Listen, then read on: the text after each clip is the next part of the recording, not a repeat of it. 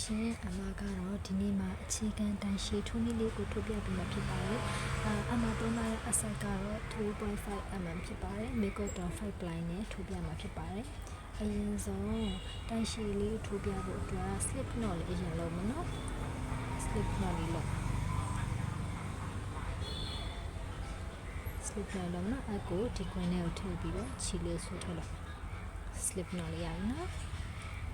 ပြီးရင်အမကချင်းကို17ခါထိုးမယ်နော်1 2 3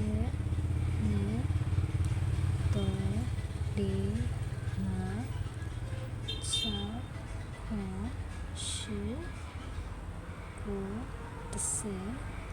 7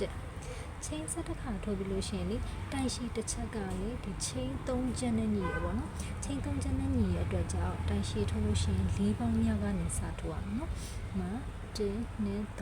4ပေါင်းမြောက်နေစထိုးမယ်နော်ခြေကိုအမှန်ရစ်မယ်ပြီးလို့ရှိရင်4ပေါင်းမြောက်ထဲမှာအလေးကိုထည့်ပြီးတော့ခြေကိုဆွဲထုတ်ပြီးလို့ရှိရင်တော့လေချင်း3ခွင်းရှိပေမဲ့လေဒီမှာအပေါ်မှာခွင်းလေး3ခွင်းရှိအောင်3ခွင်းလုံးတစ်ခါလည်းမထုတ်ဘဲနဲ့ခြေကိုဆွဲပြီးတော့2ခွင်းတစ်ခါထုတ်မယ်နောက်တစ်ခြေကိုဆွဲပြီးတော့2ခွင်းတစ်ခါထုတ်မယ်ဒါဆိုရင်တိုင်ရှည်လေးတစ်ချက်ရပြီနော်နောက်ပြီးရှင်အဲ့လိုပဲအကိုခြေမှရစ်မယ်နောက်ပြီးတော့သူ့ဘေးကအပေါက်ထဲမှာအကိုထည့်ပြီးတော့ခြေကိုဆွဲယူလာမယ်ပြီးရင်ဒီခွင်း3ခွင်းရှိအောင်3ခွင်းလောက်တစ်ခါလည်းမထုတ်ဘဲနဲ့ခြေကိုဆွဲယူပြီးတော့2ခွင်းတစ်ခါထုတ်မယ်ပြီးရင်နောက်ထပ်2ခွင်းတစ်ခါထုတ်မယ်ဒါဆိုလို့ရှိရင်2ချက်ရပြီနော်နောက်ပြီးရင်အမှန်ရင်းမယ်ခြေလေးကိုထည့်မယ်ခြေကိုဆွဲယူလာပြီးတော့2ကွင်းကိုတစ်ခါထုတ်မယ်နောက်ထပ်2ကွင်းကိုတစ်ခါထုတ်အမှန်ရင်းမယ်ချင်းလေးတော့အကိုထည့်ပြီးခြေကိုဆွဲယူလာမယ်2ကွင်းကိုတစ်ခါထုတ်မယ်ပြီးနောက်ထပ်2ကွင်းတစ်ခါထုတ်ဒီတိုင်းလေးပဲအဆုံးထိထိုးသွားပေးမယ်နော်2ကွင်းကိုတစ်ခါနောက်ထပ်2ကွင်းတစ်ခါအမှန်ရင်းမယ်ခြေကိုထည့်မယ်အကိုထည့်ပြီးတော့2ကွင်းစီခြေကိုဆွဲယူလာမယ်နော်အမှန်ရင်းမယ်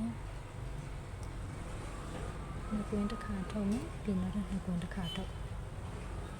ဒါဆိုလို့ရှိရင်ဒီနောက်ဆုံးမှာတစ်ချက်ကြံသေးရနော်အမှန်ရင်းမယ်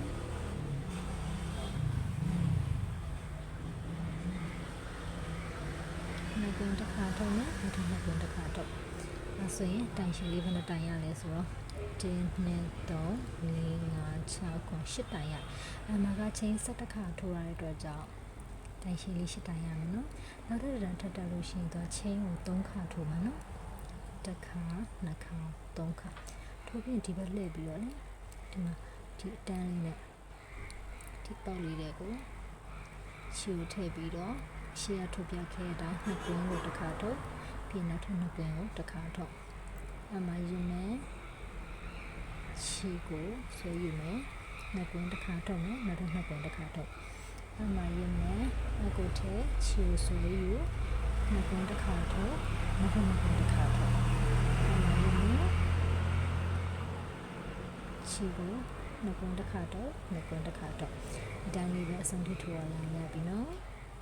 အောက်မှာ8တိုင်ရခဲ့တဲ့အတွက်ကြောင့်အပေါ်မှာလည်း8တိုင်ရှိရမယ်နော်ဒီတိုင်းလေးပဲအဆုံးထိထိုးသွားပြီးရပါပြီရှင်